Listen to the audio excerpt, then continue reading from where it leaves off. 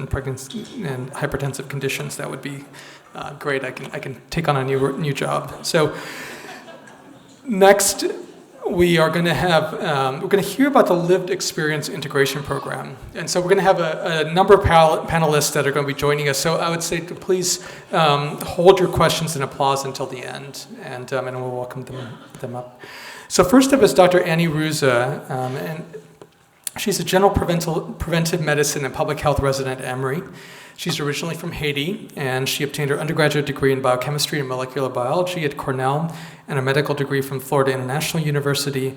And then she completed her internship at obstetrics and gynecology at Prisma Health Richland, and then an MPH at Baylor. And she currently serves as a subject matter expert and program advisor for Lived Experience Integration Program, which is supported by the GaPQC and the Georgia Department of Public Health Office of Women's Health Divisions. Her interests within preventive medicine, public health include maternal and child health, women's health and reproductive rights, STI, HIV prevention, chronic disease prevention, and social determinants of health and social justice. Along with her in the panel is Kate Carhart. She's a maternal health advocate and certified patient family partner based in Georgia, and she's a survivor of postpartum hemorrhage and cerebral spinal fluid leak after the birth of her first daughter. She became interested in improving the patient experience after hospital staff failed to diagnose her condition for 7 days. Kate is a learning specialist focused on adult learning theory and completed her doctorate in leadership and learning from Vanderbilt University. She holds a Bachelor of Science in Interdisciplinary Studies from the New York Institute of Technology and under a Master's in Professional Studies in Human Resources and Employee Relations from Penn State. After a traumatic hospital birth, Kate's next two children were born at home with the support of Georgia midwives, and understanding that home birth is not an option or desire for many mothers, she's passionate about supporting quality care changes within hospitals, along with increased access to midwifery care.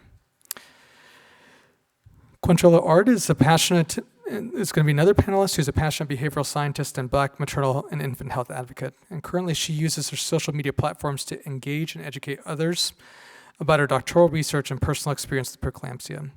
She's a champion of reproductive justice and maternal infant health disparities, and serves as a certified patient family planner with Mama's Voices for the Preeclampsia Foundation and family health advocate through the Heart program. She's an engaged member of Healthier Generations and the Atlanta Healthy Start Community Action Network, and also volunteers for the March of Dimes, Atlanta Collective Impact as co-chair, and is co-chair of the Dismantle Racism Work Group and steering committee member.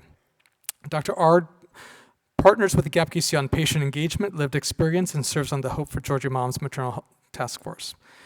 She also mentors students and faculty, and she's been an accomplished faith-based personal development author and dynamic speaker who's been a guest on several podcasts, including topics on Black maternal and infant health. Lastly, Dr. Ard humbly stewards as a grief and loss community and podcast both entitled It's All Grief to Me as a coach and liaison for individuals navigating their loss journeys. And Dr. Mitchell finally was not able to be here, but she'll be providing a recording. So I'd like to welcome all of our panelists up, and we can get started with the next segment.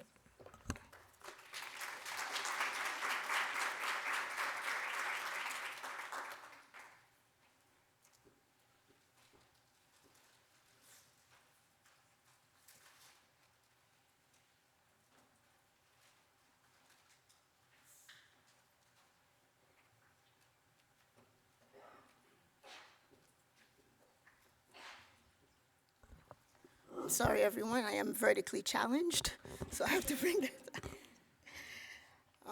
I am very happy to be here today and talking to you all about the Lived Experience Integration Program. As Dr. Duncan mentioned in her presentation, stories are important. They help put a face to the work that we all do and help frame the importance of that work. I was introduced to GaPQC through a rotation with the Women's Health Division within DPH, and when Laura talked to me about the program, and I was very excited to help implement it. So almost a year later, I'm the program advisor for LEI. So let me make sure that this works well. Okay. I have no financial disclosure or any kind of disclosure for this presentation. So Our objectives for today is to review, define individual with lived experience, what are they? And define lived experience integration, review the program's mission and goals, and how did we operationalize this program, and also review benefits of having a lived experience program within an institution. So how did this work start? So GaPQC conducted a leadership responsive survey. So basically that survey was to kind of see where leadership within GaPQC and its partner institutions, where they were, and their readiness to work with individuals with lived experience, and also their readiness to support other partner institutions and their efforts to incorporate patient with lived experience within their quality initiatives. So one of the questions, there are multiple questions within this survey, but a few pertaining to this program. The first one was, would your facility see value in integrating persons with lived experience in your patient engagement efforts? For example, peer-to-peer supports, patient advisory council, education reviews, etc. And a little over 29% were interested in working with people with lived experience, and over half of them may be interested, but they wanted some more information about the program. Another question was reviewing potential support for such a program. So some of the answers saying that they wanted support to support patients and families who experience unexpected maternal event, and also enlisting someone to speak to staff and share their stories, if applicable, or anything they would like to do, and also help with compliance and care, and how important it is for the health of mom and baby. And also some potential barriers that were mentioned during the survey was that support from leadership, especially amid COVID. And they felt very strongly that if the importance of the program was proven, that they probably could have that done in their institution.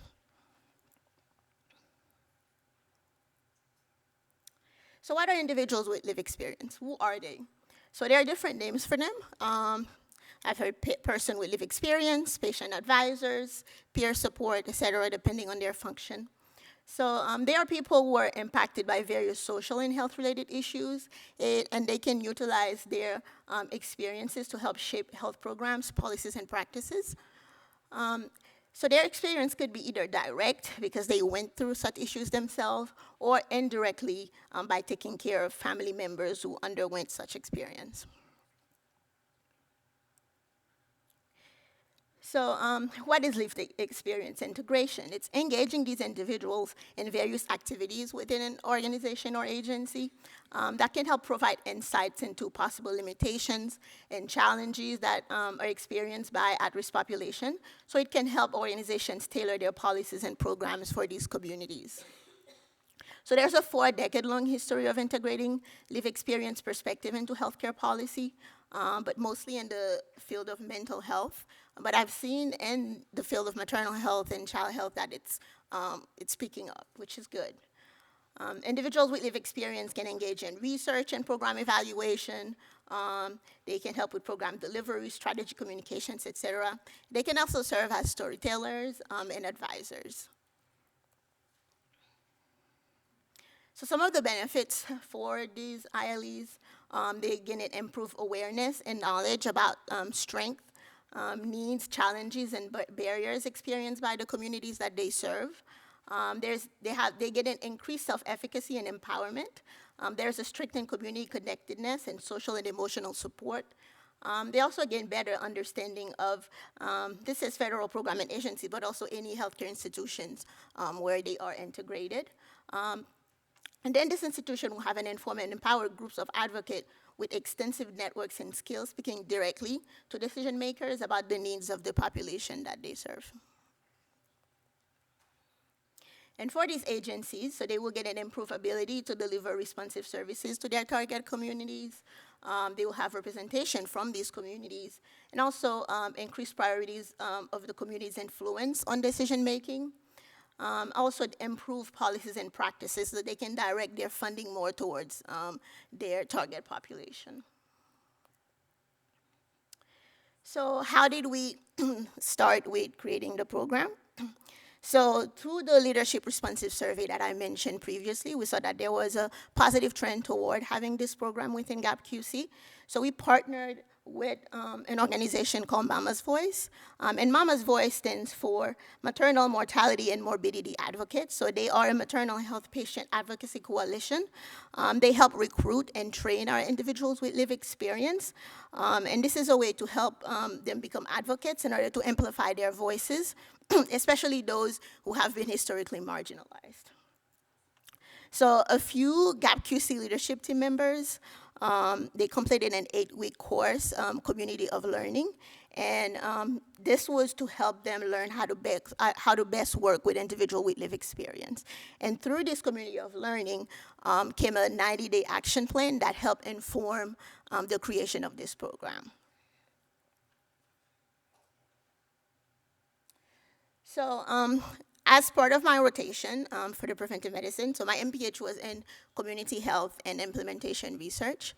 So to implement this program, I used the precede proceed model. Just a quick information about that. So it is a planning model that's usually used to implement and evaluate public health programs. And it has, as the name say, precede proceed. So PRECEDE stands for Predisposing, Reinforcing, and Enabling Constructs in Educational, Environmental Diagnosis and Evaluation. So it represents the process that leads to an intervention. And PROCEED stands for Policy, Regulatory, and Organizational Construct and Educational and Environmental Development. And it describes how to proceed with the intervention itself. So with the work that the GaPQC team initially did before the implementation of the program, so I focused on the last 4 phases.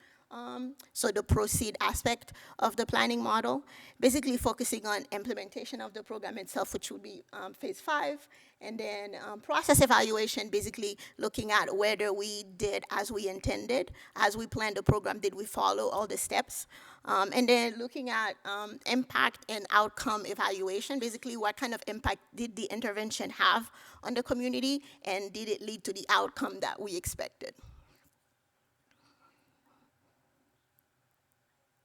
So that takes us to the mission and goal of the program. So the mission of LEI, it is to build a culture of patient and family engagement within GaPQC to amplify the voices of these target communities, positively impact healthcare, the health disparity gap in Georgia, and decrease the rate of preventable maternal neonatal morbidity and mortality, which I've seen, all of work and everything that has been presented, which is our common goal.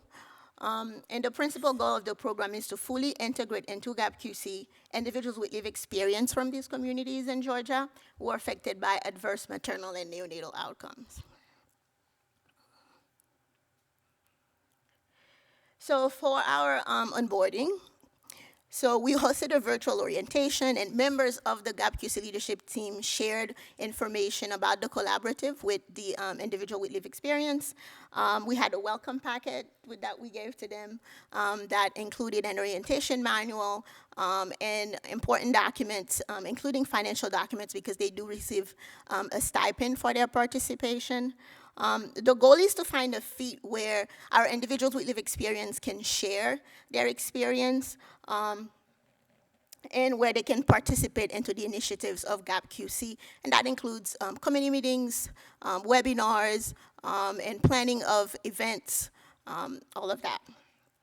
So some options are more intensive than others, so we do talk with our ILEs about commitment, the time commitment that they're able to give us, and so we can find the right fit for them. Some of these resources for LEI implementation are available. If we can make that available through the website, if anyone from all the institutions are interested in such a program, which we hope will be the case. And on the left here, you can see that's the first page of our orientation manual and the table of content detailing what's in it. So looking to the future, what are we hoping? We're still integrating our ILEs within GaPQC, so having them participate in webinars. And I think Dr. Ard was one who participated in the cardiac obstetric bundle that she stood up, so we're very proud of that. Also, integrating them into different committees. We have a maternal peer support program that is in the works, and we'll be talking about that in the breakout sessions. And also, hopefully, having this program in different healthcare institutions. Let's see. These are some of our current individuals with lived experience, Dr. Hart and Dr. Carhart, that is, who is here with us, and Dr. Mitchell, who could not be here. We onboarded 4 people last year. The goal was to onboard 2, so we onboarded 4, which was great. And also we onboarded 1 this year, which is Miss Walker. And so their readiness, so they participate in our onboarding sessions, as I mentioned, and their readiness underscore our commitment to inclusivity and also the meaningful integration of diverse voices in shaping and enhancing programs and initiatives within GaPQC. So what we're hoping is to continuously grow and improve, and also that this can be used as a model in different healthcare institutions throughout Georgia. So I would not be remiss if I didn't thank my team. I think I saw Lisa somewhere down there. And Amy, I don't know if you're here, so thank you all. Laura, Shanta, Fam, thank you all for the work that you all do. I appreciate it. Now I'm gonna pass it on to our individual with lived experiences who will share their stories with you all.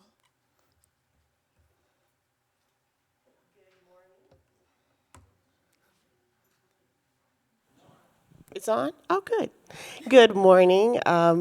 Again, my name is Dr. Quantrilla Ard, and I am super excited to be a part of the ILE program.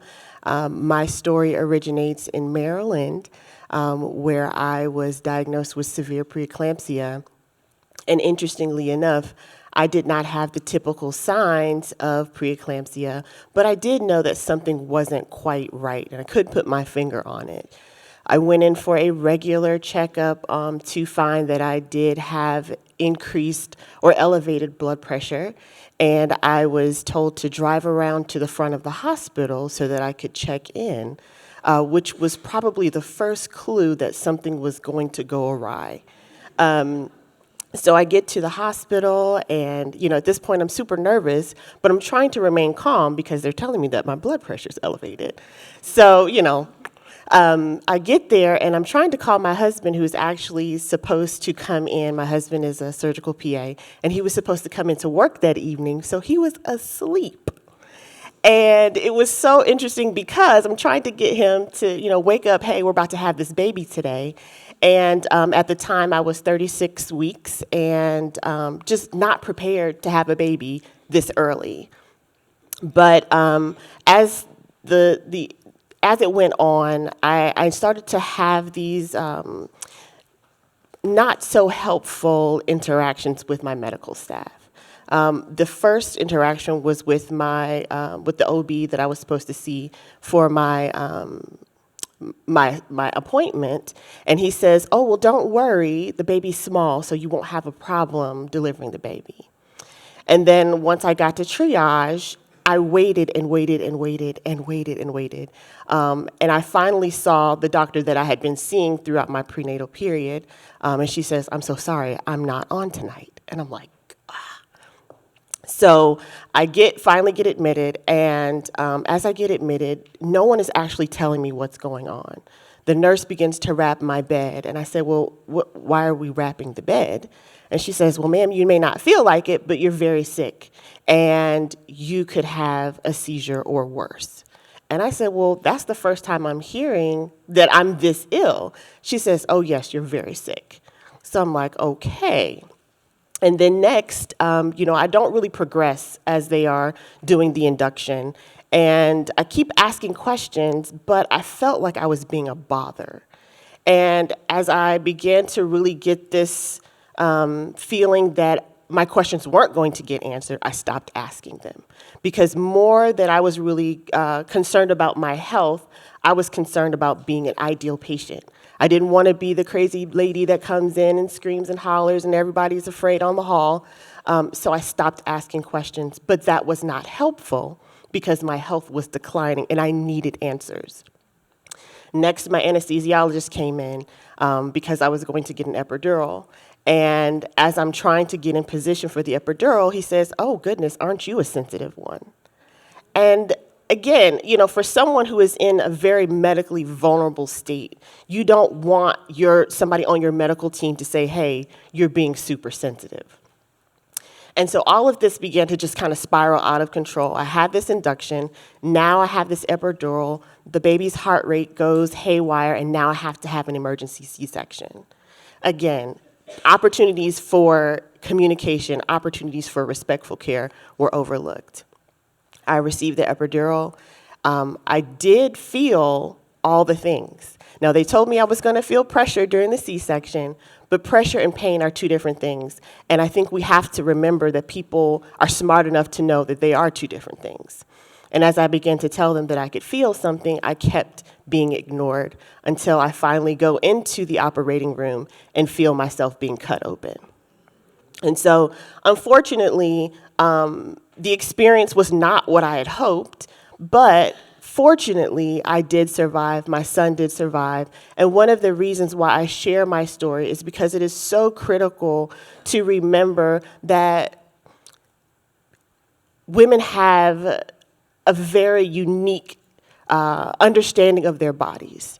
And to overlook or to dismiss concerns or even just basic questions about their care can not only adversely affect their outcomes, but it also adversely affects their mental health as well. And so one of the reasons that I do share is because I don't want anyone else, especially women who look like me, to be in this position and find themselves in harm's way. So thank you for allowing me to share.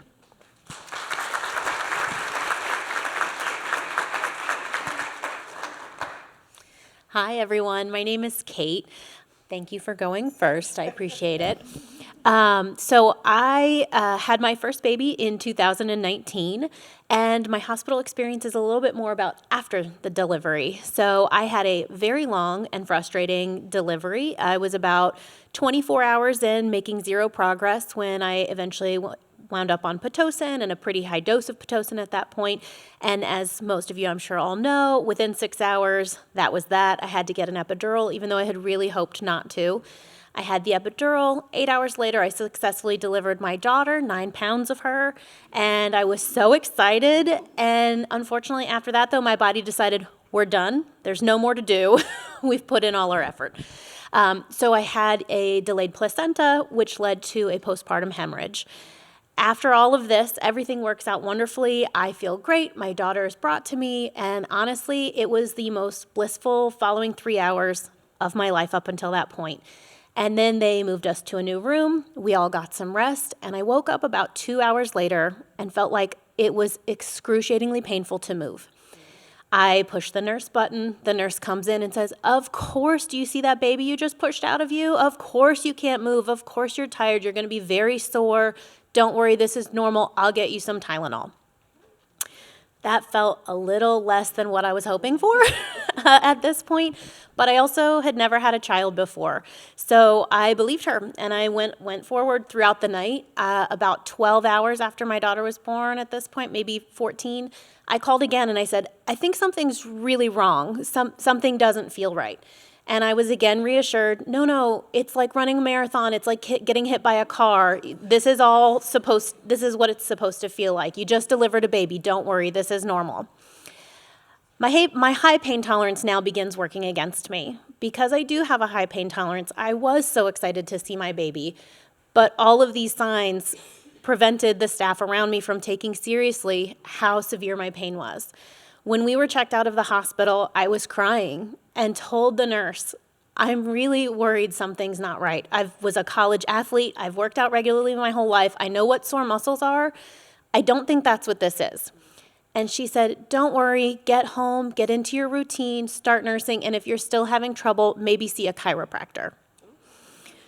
It was so disheartening for me, but again, as a first-time mom, you have so many things going through your head. You don't want to be the one taking attention away from the baby. You want so badly for things to be beautiful and this amazing moment.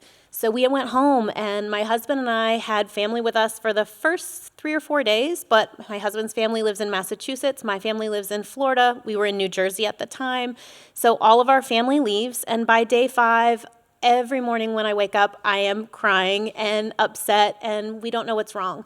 And by day 7, I fully lose vision on my left side.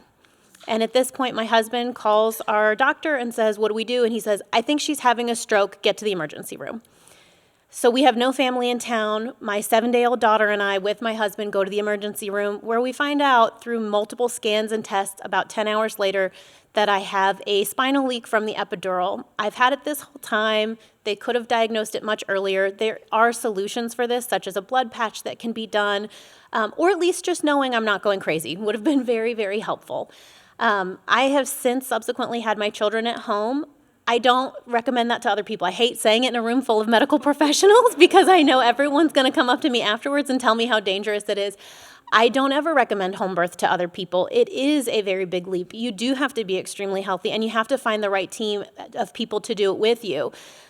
Most people aren't good candidates for home birth, so we have to fix the hospital system, and that's why I'm here. That's what I want to share.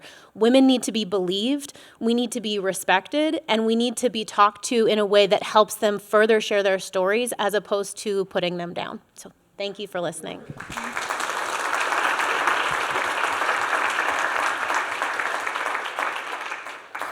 Dr. Mitchell couldn't be here with us today, so we do have a recording of her story.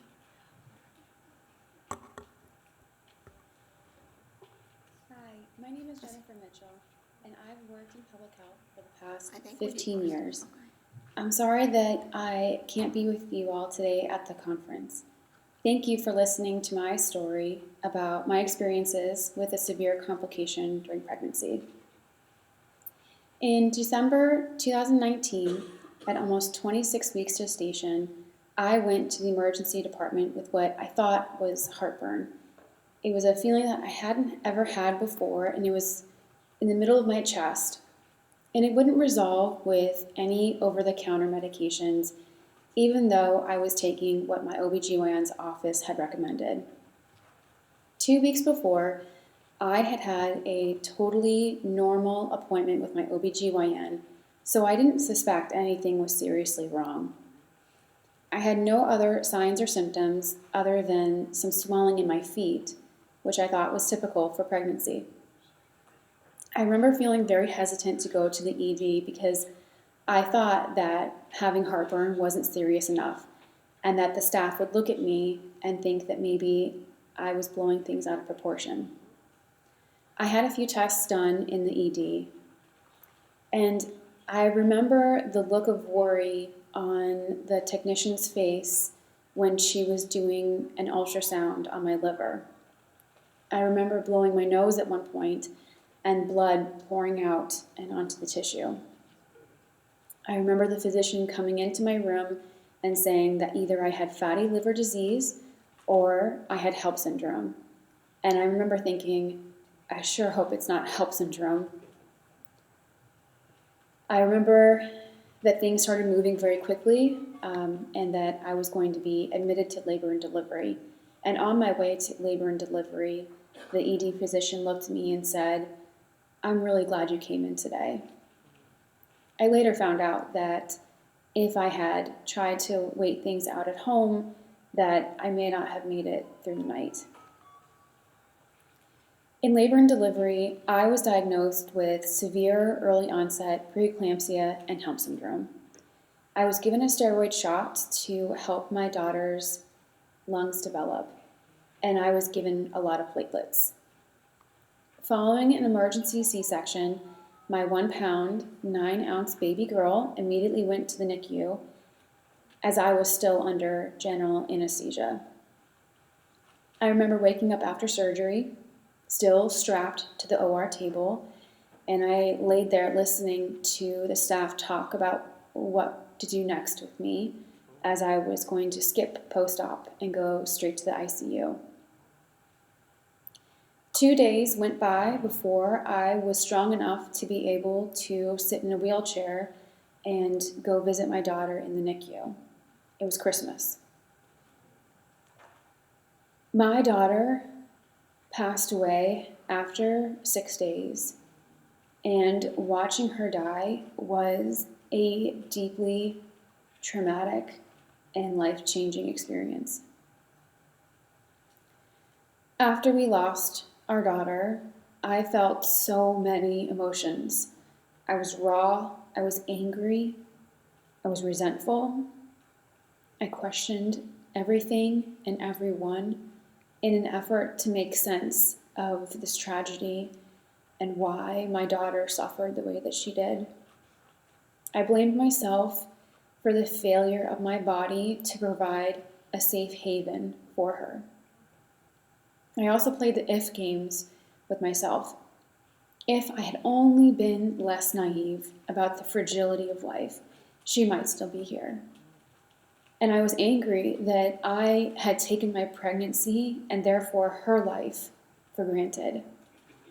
I was angry at life for giving me this gift of motherhood and then taking it away before I even had the chance to hold my baby in my arms while she was still alive.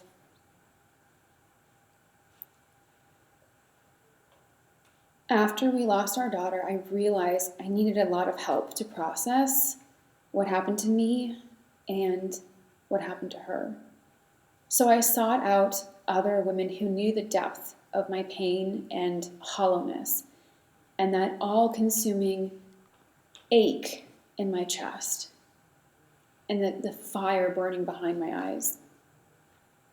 I went to the women who didn't shy away from sitting with me in my darkest moments, and the women who didn't try to fix me or take away my pain because they couldn't. They helped me face the reality that life is unpredictable and suffering happens. I learned how much my community and support network and all the perinatal loss moms, how much they meant to me, and they showed me the healing power of connection.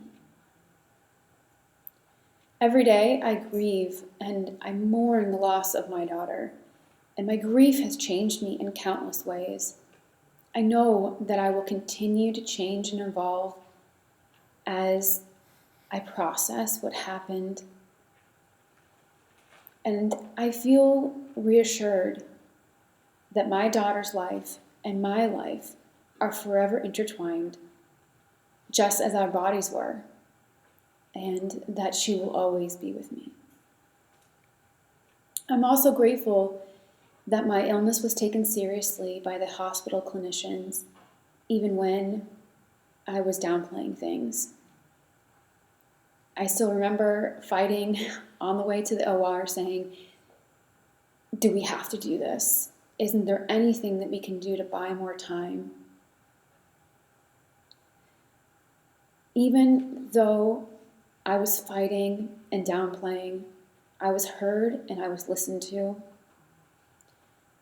And I now understand that my preeclampsia was atypical in presentation. I never had excess protein in my urine. I didn't have any changes to my vision or headaches, and my previous blood pressures had all been normal. My only risk factors were that I had just turned 35 and it was my first pregnancy. So that's a brief overview of my story and my experiences with preeclampsia and HELLP syndrome. I would say that countless women in my shoes were and continue to be disregarded when they attempt to share that something feels off or wrong. So thank you again for all that you do to improve the quality of care and outcomes for Georgia mothers and babies. If it were not for your work and your dedication to helping mothers in Georgia, I might not be here today. I'm deeply grateful for your work and for taking a collaborative and multidisciplinary approach to quality improvement. And lastly, thank you for listening to my story and for allowing me to honor my daughter's life.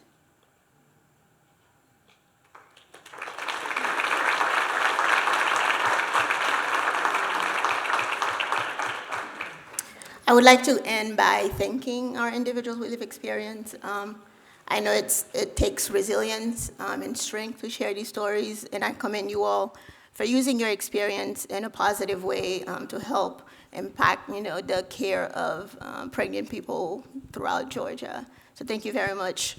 Our goal within GaPQC is to hopefully have this program integrated within your respective institutions. And as I mentioned before, the implementation documents that we use, we have templates if you all are interested to use. And thank you, everyone, and I'll take your questions.